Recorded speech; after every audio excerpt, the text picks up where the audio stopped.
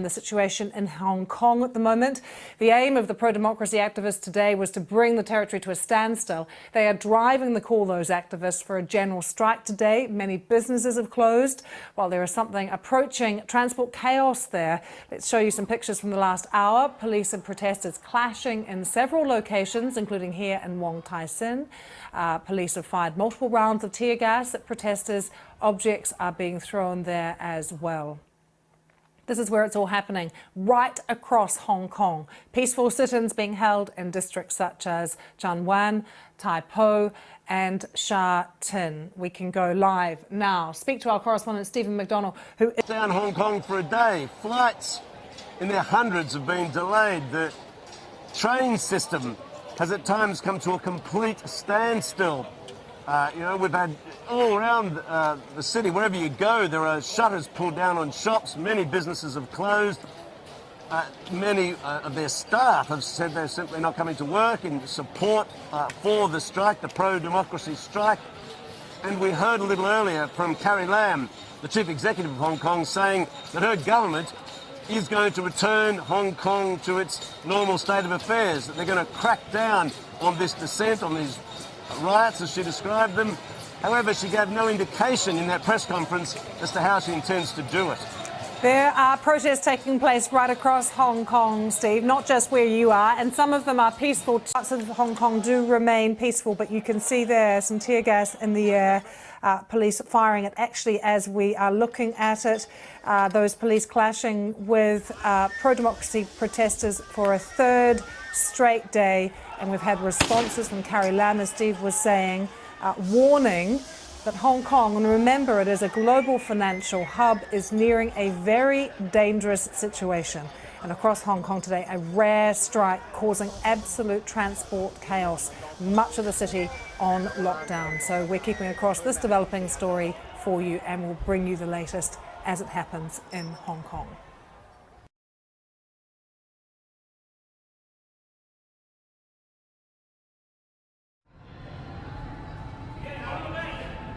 Active shooter.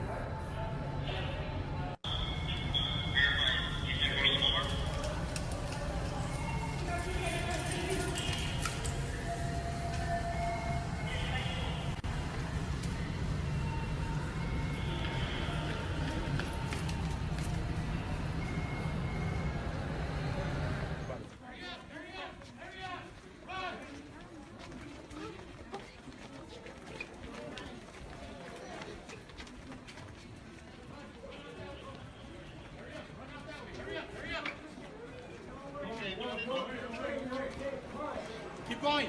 Run out that way. Keep going. Keep going.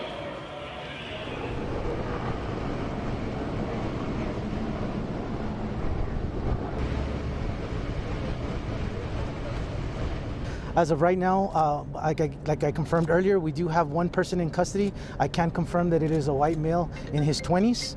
I don't have any other information on that. That will be released at a later time, but that's the information we have right now. The estimates of the shoppers at Walmart were between 1,000 and 3,000 with 100 employees present. I'm just following the lead that I've heard from the El Paso Police Department, where they say there are strong indications that this shooter wrote that manifesto and that this was inspired by his hatred of people here in this community.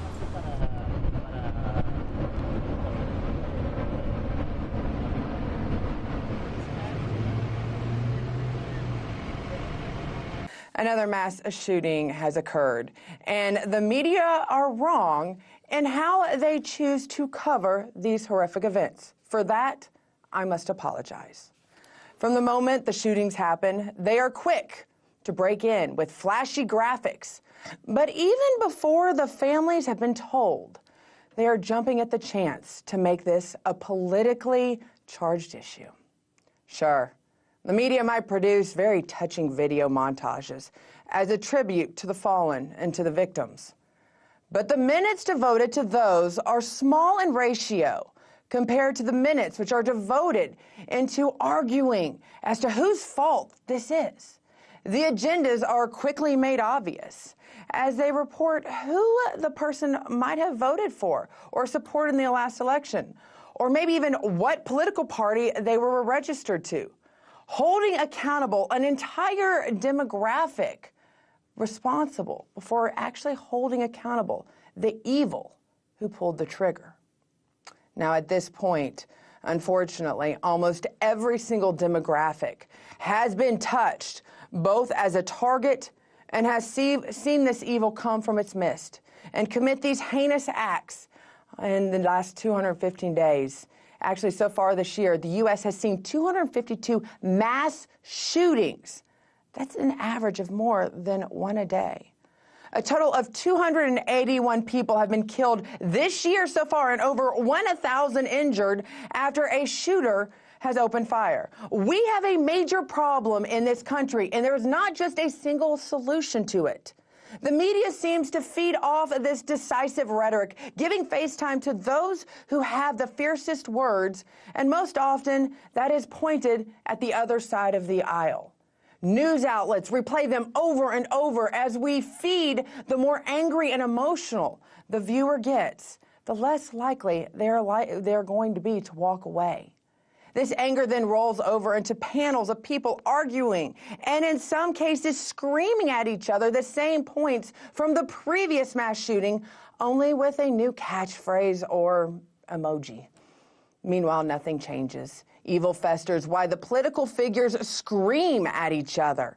And they scream away, and the media rewards airtimes, not for getting bipartisan legislation passed, but sadly, for getting nothing done.